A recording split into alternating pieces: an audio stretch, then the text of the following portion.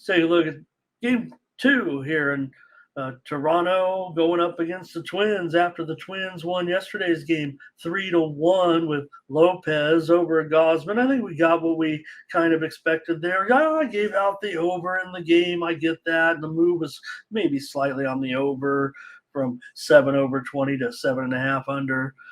Juiced there, but Steam has already come in a little bit on the over in this one. I'm showing it right now, 7.5 over -120 at some spots, some -15. So let's go ahead and update that because that's certainly the line has flipped on the total here, and over is now slightly favored on that 7.5. I'll call it I'll call it -115, but I am seeing some prices a little bit higher out there right now at 7.5 over at -120, and mostly around $1.35, maybe a little bit cheaper at some of the discount houses with Minnesota here today.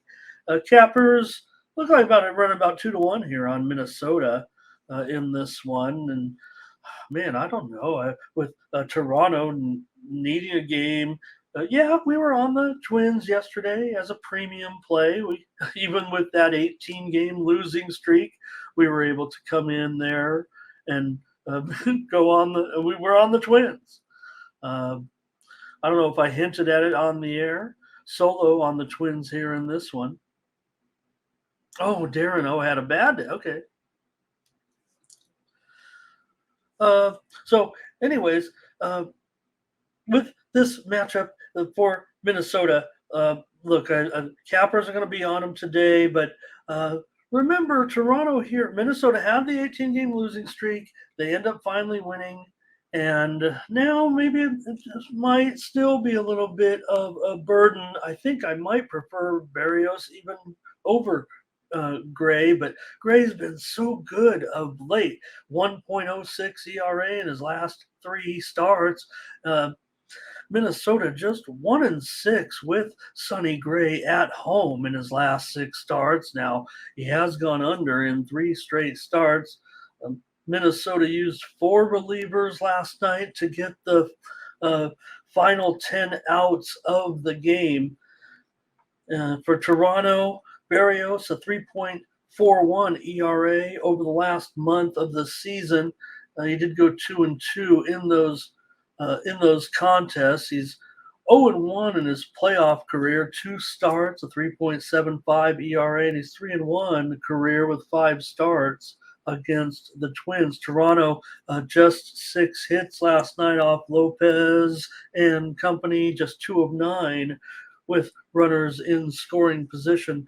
Jays have still lost 5 of their last 7 games, dating back to the end of the regular season here. So I'm thinking we might get a little bit more production out of the offenses tonight.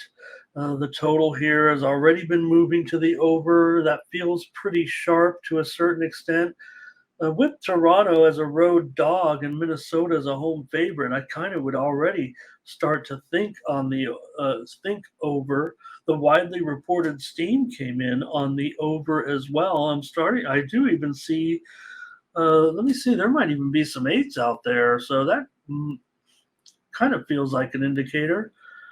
I got the squarest offshore book is 8 under 15.